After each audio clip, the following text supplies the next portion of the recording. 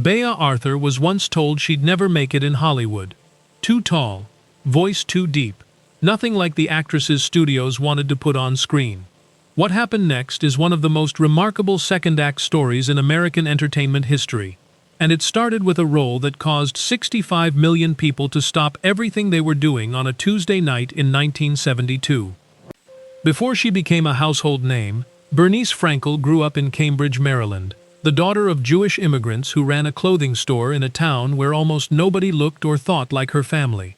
She was always the tallest kid in the room, routinely cast in male roles during school plays, quietly dreaming of becoming the kind of small, blonde, dancing star she saw in movies.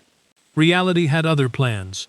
At 18, she enrolled in college, then pivoted entirely, enlisting in the United States Marine Corps Women's Reserve in 1943, training as a truck driver, and eventually earning the rank of staff sergeant, before receiving an honorable discharge in 1945. After that, she briefly pursued medical laboratory work. None of it fit. So she moved to New York and walked into a theater. For nearly 3 decades, she worked in near-total obscurity. Off-Broadway productions, small television appearances, supporting roles in Shakespearean and Greek dramas. She wasn't the ingenue. She was the sharp one, the older one, the one producers couldn't quite figure out what to do with. Then came 1966, and a Broadway musical called Mame. She didn't get the lead, Angela Lansbury did. But her portrayal of Vera Charles was so precise and so funny that she walked away with the Tony Award for Best Featured Actress. Suddenly, people were paying attention. Even so, the defining moment of her career arrived unexpectedly.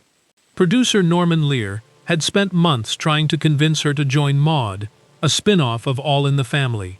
She kept saying no. She was a stage actress. Television felt like a compromise. Eventually, she agreed to appear in 2 episodes, and the public response was so overwhelming that CBS ordered an entire series within months. Maude ran for 6 seasons and tackled subjects most primetime comedies wouldn't touch for another decade: the Vietnam War, alcoholism, mental illness, domestic violence, and in November 1972, abortion. That 2-part episode aired before Roe v. Wade was even decided.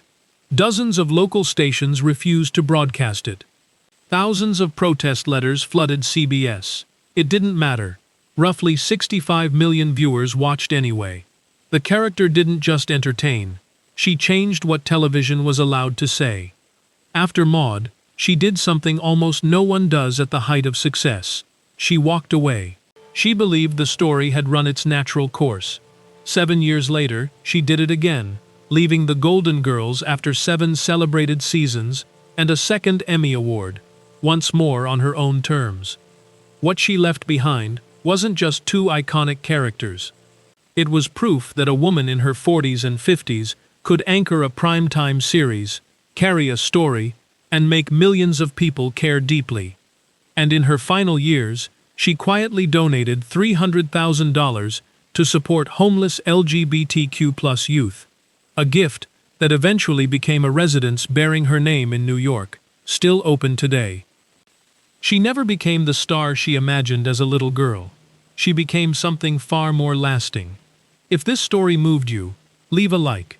It genuinely helps more people find content like this. And subscribe so you don't miss the next one.